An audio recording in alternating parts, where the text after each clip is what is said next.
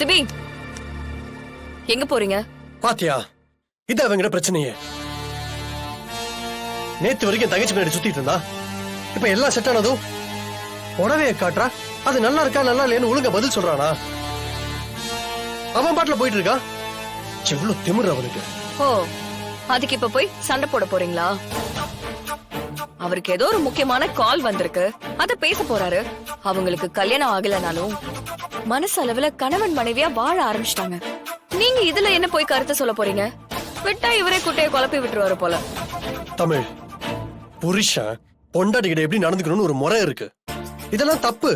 இந்த மாதிரி சின்ன சின்ன விஷயத்தை அவாய்ட் பண்ணி போறதுனாலதான் ஒரு இடத்துல பெருசா வெடிக்குது. அப்புறம் பஞ்சாயத்துக்கு நாம தான் போய் நிக்கணும். ஐயா நல்லவரே, இத நீங்க சொல்றீங்களா? என்ன இப்ப நான் சொன்ன என்ன? நீங்க புருஷனா கரெக்டா இருக்கீங்களா? நான் சொல்ற எல்லா விஷயத்துக்கும் ரெஸ்பான்ஸ் பண்றீங்களா? நான் ஒண்ணு கேக்குறேன். நேத்து நான் என்ன கலர்ல சுடிதார் போட்டுனேன் சொல்லுங்க பாப்போம். அது சொல்லுங்க. சரி, அத விடுங்க. கல்யாணத்துக்கு நான் என்ன கலர்ல புடவை கட்டியிருந்தேன்? அதுவே தெரியல. அதுல உங்களுக்கு எப்படி ஞாபகம் இருக்க போகுது? ஆனா நீங்க அடுத்தவன் புருஷன் பொண்டாட்டிய பத்தி பேசுறீங்க.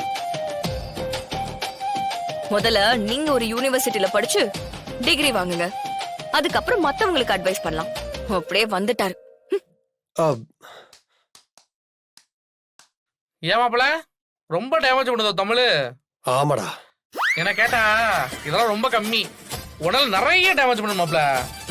அப்படிதானே நீ இருக்க? நீ நிறைய டேமேஜ் பண்ற, அப்பதான் உன் கேட்ட நல்லா இருக்கும். டேமேஜ் பண்ண அப்படின்ற கொஞ்ச நேரத்துல நம்ம கொலை பண்ணிருப்பான். எங்க தமிழ்